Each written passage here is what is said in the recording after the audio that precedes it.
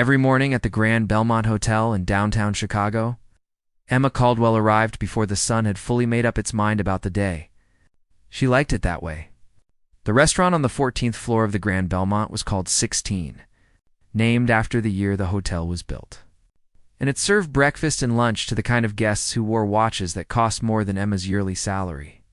She did not think about that too much. It would not help anything if she did.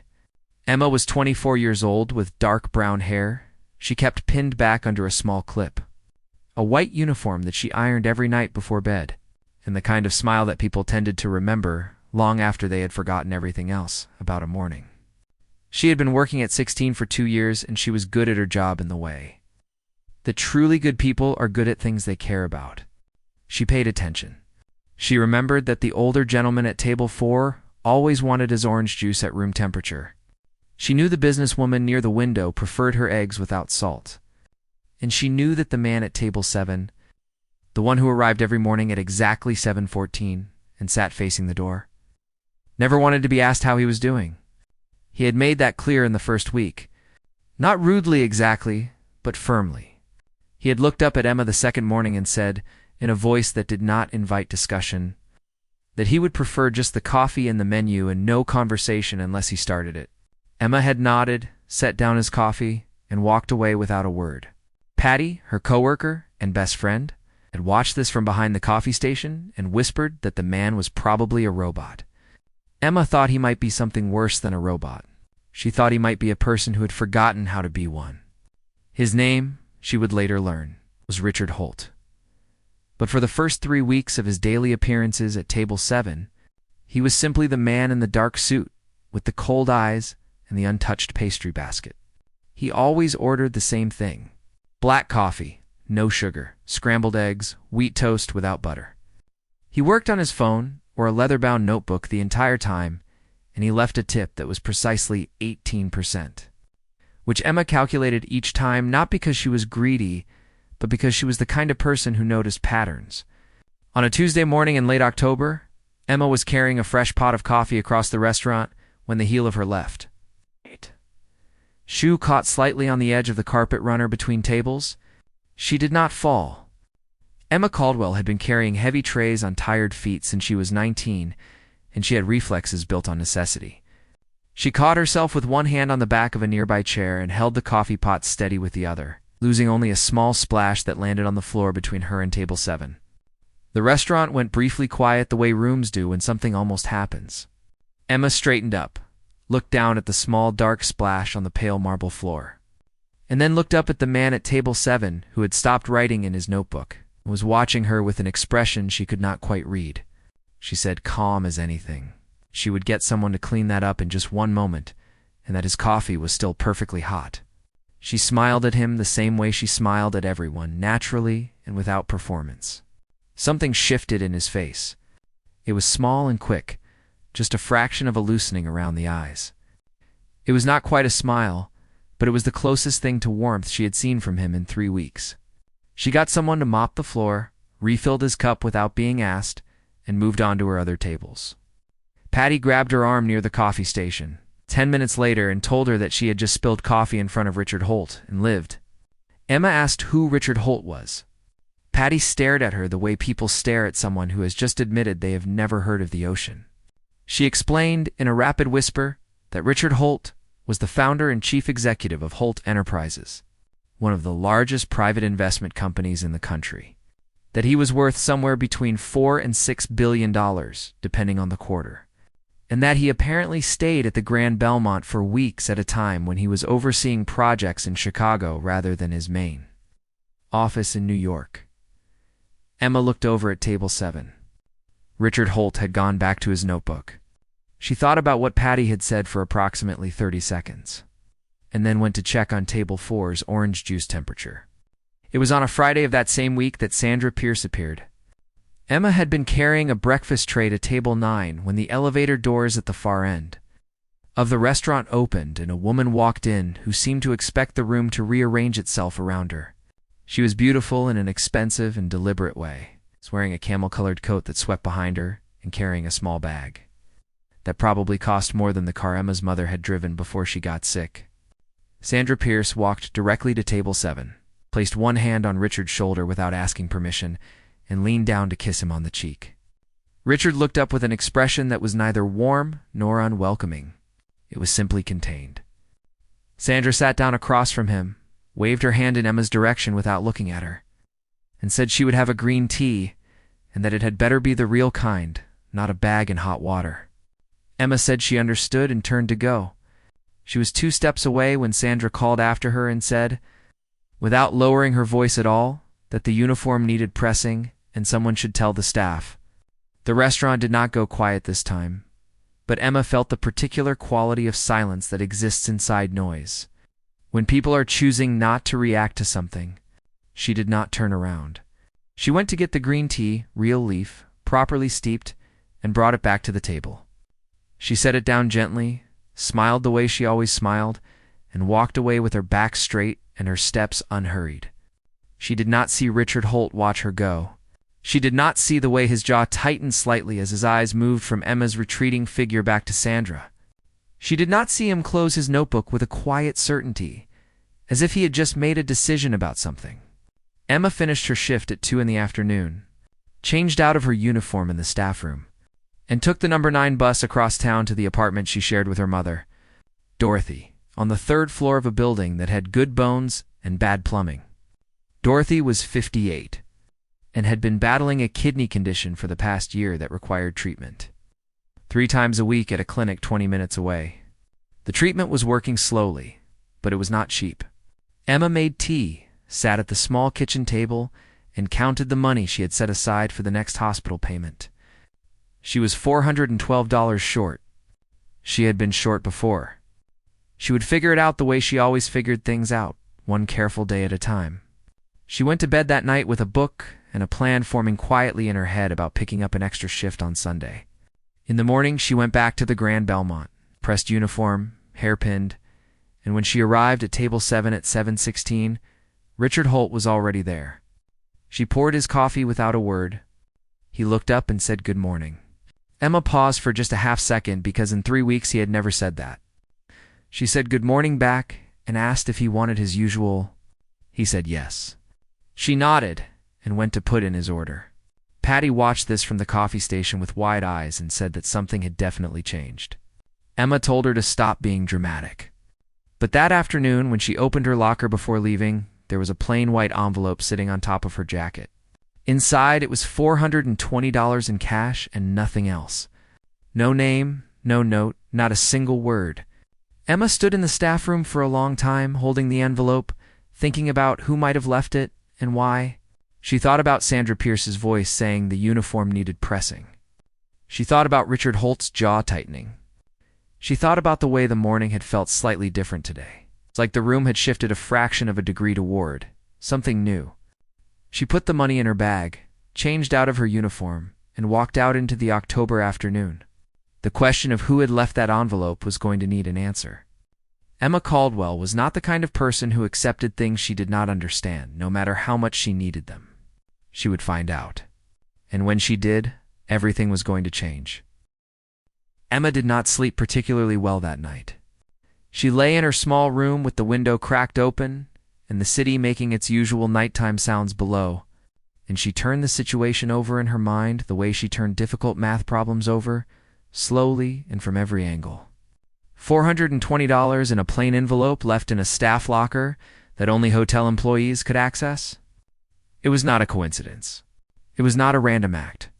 Someone had known exactly what she needed and exactly where to leave it. In the morning, she went to Patty first, before the breakfast rush, and asked quietly if she had seen anyone near the staff lockers the day before. Patty shook her head, but her eyes sharpened with a particular interest. She reserved for things that had the potential to become a story worth telling. She asked why. Emma showed her the envelope, empty now, but still carrying the faint impression of the bills that had been folded inside it. Patty held it for a moment, turned it over, and handed it back. She said she had not seen anyone but that Celia Ford. Richard Holt's personal assistant had been in the restaurant twice yesterday, asking the manager questions about the staff. Schedule. Emma thought about that all through the breakfast service. She thought about it while she poured coffee and carried plates and smiled at guests and refilled water glasses without being asked. She thought about it while she watched Table 7 from the corner of her eye, where Richard Holt sat in his usual position, with his usual coffee and his usual expression of contained distance. She thought about going over there and asking him directly.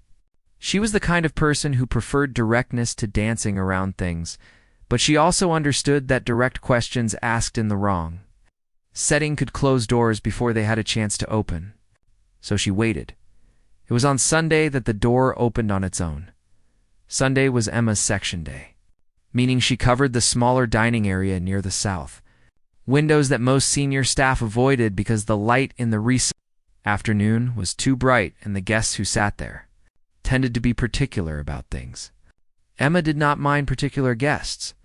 She found them easier than vague ones because at least you knew what you were working with. She was setting up a table near the windows when she heard the soft sound of someone being seated at the table behind her. She turned and found Richard Holt sitting down, alone on a Sunday, in her section, in a charcoal sweater instead of his usual suit. He looked different without the suit. Not smaller exactly, but more like a person and less like a position. She walked over and asked if he would like his usual. He looked up and said that actually he was not sure what he wanted today, and that he would appreciate a moment. Emma said of course and stepped back. He called her name before she had taken 2 steps. She turned and realized he knew her name. Not just the way guests sometimes read name tags without really registering what they said, but actually knew it. Used it in a way that meant something. He said he wanted to ask her something, and that she did not have to answer if she did not want to. Emma said she was listening. He asked if the envelope had been useful. The restaurant was not particularly busy. The light through the south windows was doing exactly what it always did on Sunday mornings. Falling across the white tablecloths in long warm strips.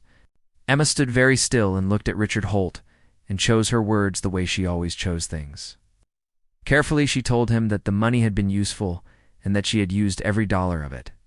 She told him she appreciated the thought behind it. And then she told him that she needed to know why he had done it, because she was not able to accept something that large from someone whose reasons she did not understand. Richard was quiet for a moment.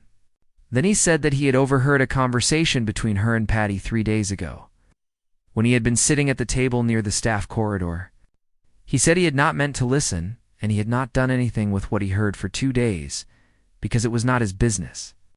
But then he had seen the way she handled Sandra on Friday, and the way she walked away from that without a trace of self-pity. And he had decided that people who carried themselves that way deserved a practical gesture of respect rather than an emotional one. Emma looked at him for a long moment. She said that was possibly the strangest reason anyone had ever done something kind for her. He said he imagined that was probably true. She brought him the scrambled eggs and wheat toast and poured his coffee in somewhere between his second cup and the last of his toast. They had a conversation that lasted 40 minutes and covered 3 different topics. The structural failures of modern hotel architecture, the most efficient method for calculating compound interest without a calculator, and whether the pigeons outside the south windows had a social hierarchy. Emma talked about numbers the way most people talk about music, with ease and genuine feeling. And at some point, Richard stopped picking up his phone entirely and just listened to her. When he left, he tipped 40% and Patty nearly knocked over a tray in excitement. 3 days later, Celia Ford appeared at the restaurant during Emma's afternoon break and told her, in the clipped, efficient tone of someone who considered all conversations to be meetings, that Holt Enterprises was organizing a charity gala at the Grand Belmont in 6 weeks, and that they were looking for temporary event support staff. She said Mr. Holt had suggested Emma's name. Emma asked what the job involved. Celia listed 12 things in 40 seconds. Emma said she would think about it. Celia said there was no pressure, but that the pay was 3 times her current hourly rate, and that the role included access to the event planning files. Emma said she would start Monday. Patty told her she had made the right choice. Emma told her she had made the practical choice, which was her version of the same thing. On her second day, reviewing gala files in the small office Celia had set up near the banquet hall, Emma found something that made her stop and read the same page 4 times. It was a financial breakdown of the gala's operating budget, prepared by an outside contractor, and it contained an error. Not a small one.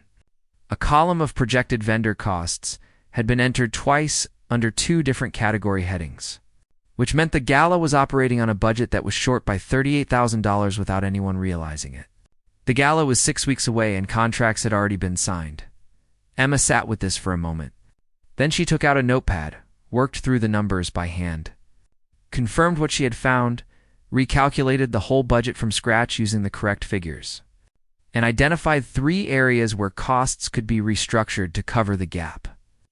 Without cutting anything significant from the event itself, she did not tell anyone right away.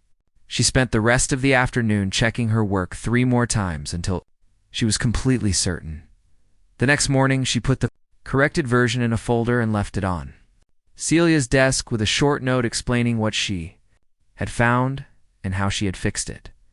She found out later that Celia had taken the folder directly to Richard, that Gerald Holt, Richard's father, who had flown in from Boston for a quarterly review meeting, had been in the room when Celia presented it, and that Gerald had read through Emma's corrected budget with the careful attention of a man who had spent 40 years building something from the ground up and knew what good thinking looked like when he saw it. Gerald Holt was 71 years old and had the warm, quiet energy of someone who had long ago decided that the most interesting people were usually the ones nobody else was paying attention to yet.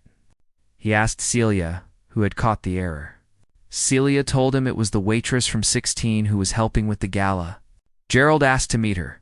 Richard did not say anything in that meeting, but later that afternoon, he walked into the small office where Emma was still working and stood in the doorway for a moment before saying that she had just saved the gala from a very embarrassing situation.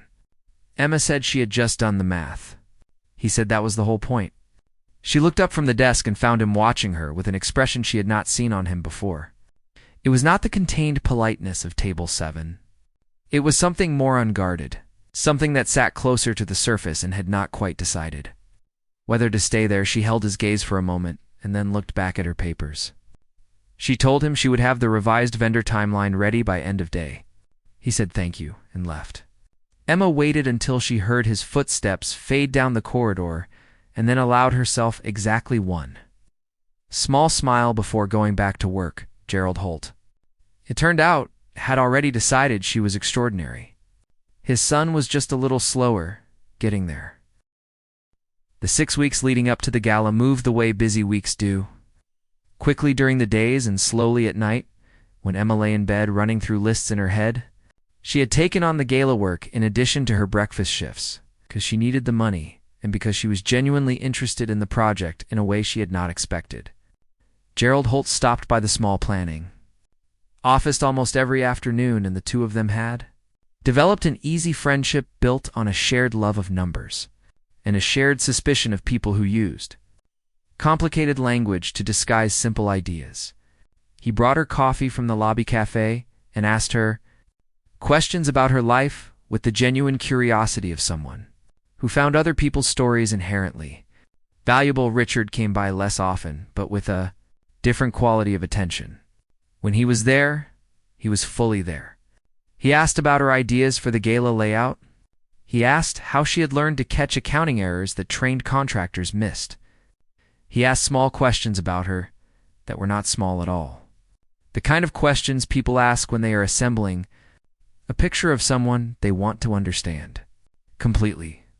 Sandra Pierce was there on a Tuesday afternoon when all of you. This was at its warmest. She arrived without notice, swept into the planning office in a cream blazer, looked at Emma sitting across the table from Richard with a folder of vendor contracts open between them, and her face did something complicated that she smoothed over very quickly. She kissed Richard's cheek, sat down beside him, and spent the next 20 minutes not looking at Emma while somehow making it completely clear that she was thinking about her the entire time. 2 days later, Patty found Emma in the staff room and told her in a low voice that Sandra had been asking questions around the hotel, asking the front desk staff about Emma's background, asking the restaurant manager how long she had worked there and where she had come from.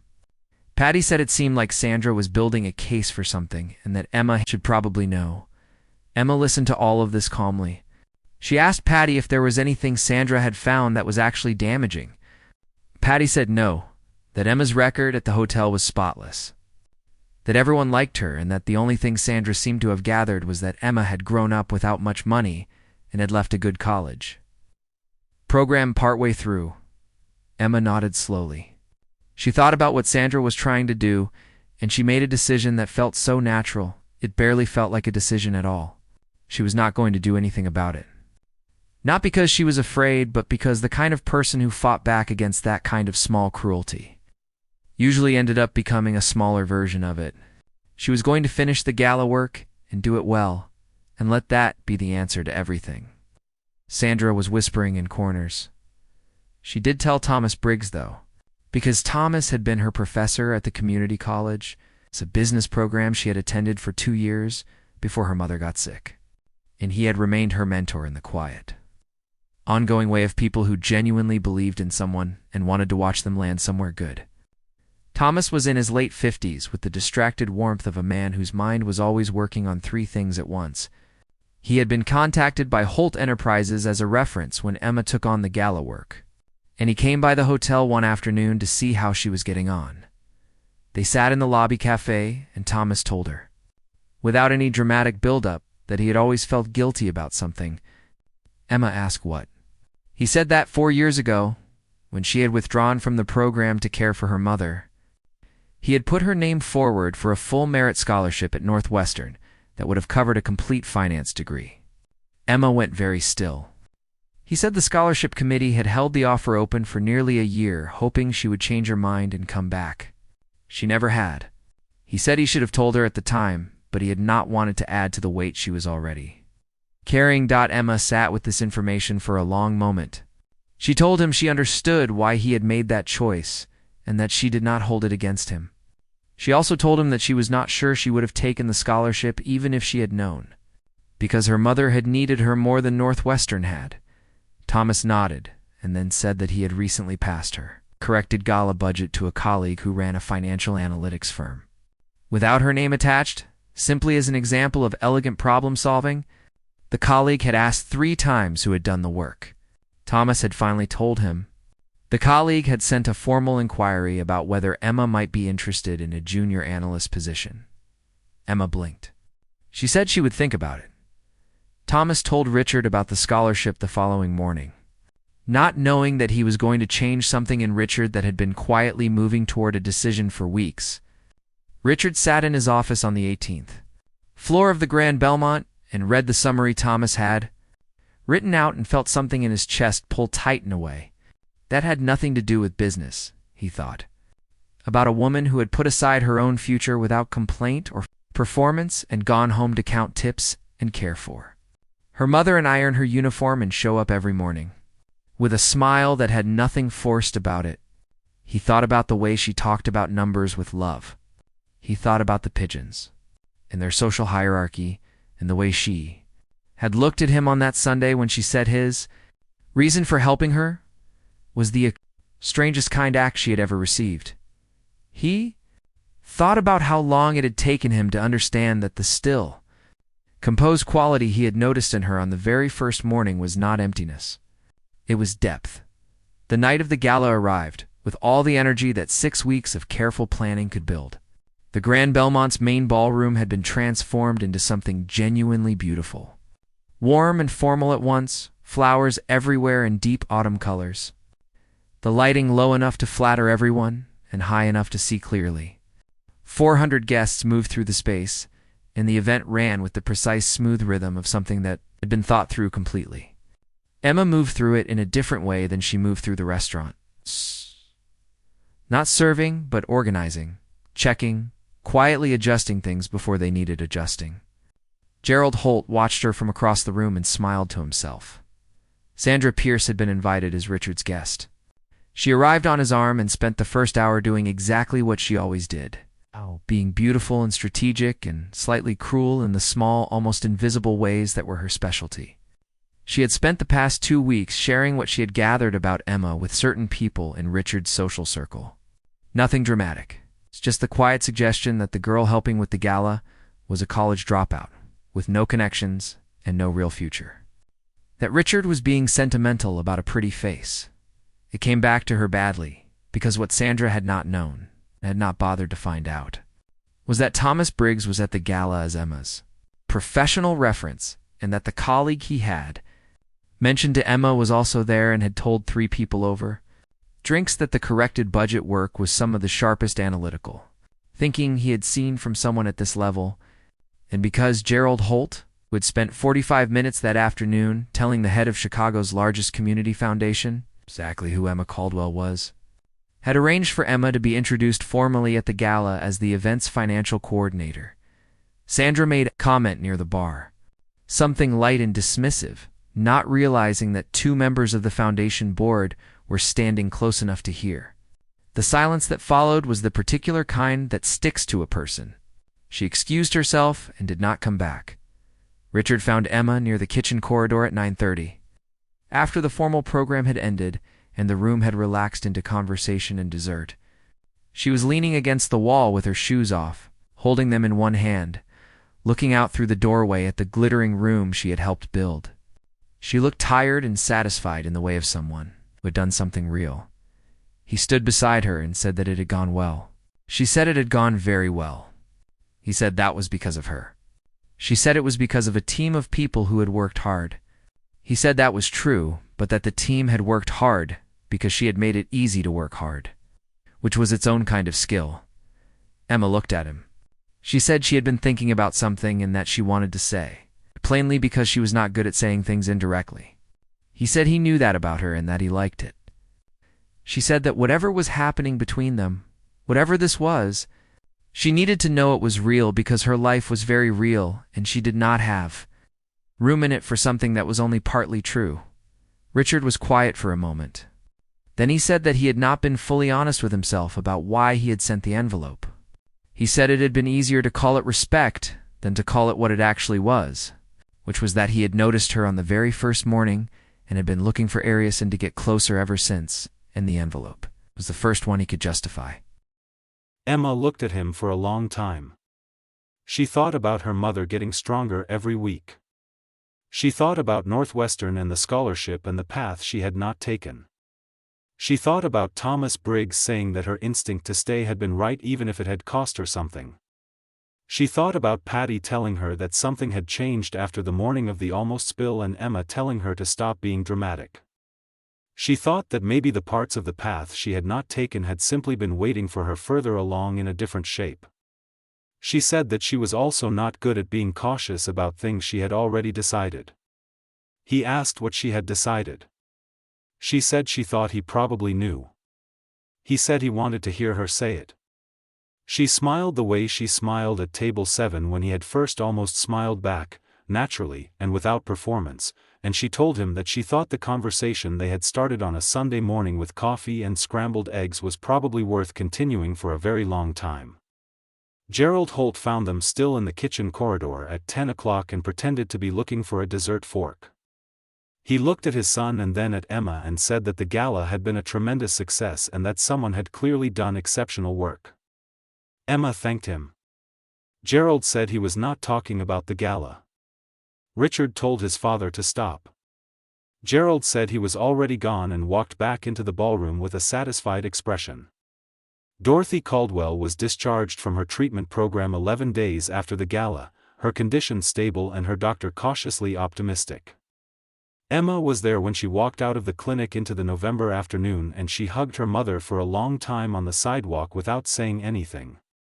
Dorothy asked how the big event had gone. Emma said it had gone better than expected. Dorothy, who had met Richard exactly once when he had come to pick Emma up and had said nothing about it afterward except that he had very good posture, asked if anything else interesting had happened. Emma said yes, a few things. Dorothy said she wanted to hear all of it. Emma said she had time. The analyst position Thomas had mentioned turned out to be exactly what Emma had been moving toward without knowing it. She accepted it in January. She kept her early morning shifts at 16 for 2 more months, not because she needed the money but because she was not the kind of person who left things abruptly or without gratitude. She said goodbye to Patty properly, which took 2 hours and involved a lot of coffee and Patty crying even though she insisted she was not. On her last morning at the Grand Belmont, Emma walked through the 14th floor restaurant one more time before her shift started, running her hand lightly along the edge of the south window tables where the light came in so well on Sundays. Table 7 was set and empty in the early morning quiet. She stood beside it for a moment and thought about a man in a dark suit with cold eyes and a precisely calculated tip and an untouched pastry basket. She thought about how wrong she had been about what empty looked like and what full felt like. She thought that sometimes the most important things in a life arrive in the most ordinary moments, during a morning shift, over a spilled pot of coffee, between one refilled cup and the next, in the small undefended seconds before a person remembers to be careful. Emma Caldwell put on her apron, pinned back her hair, and went to start the coffee. It was a beginning, the way all good mornings are, full of possibility and the particular sweetness of something that was already, quietly, everything it needed to be.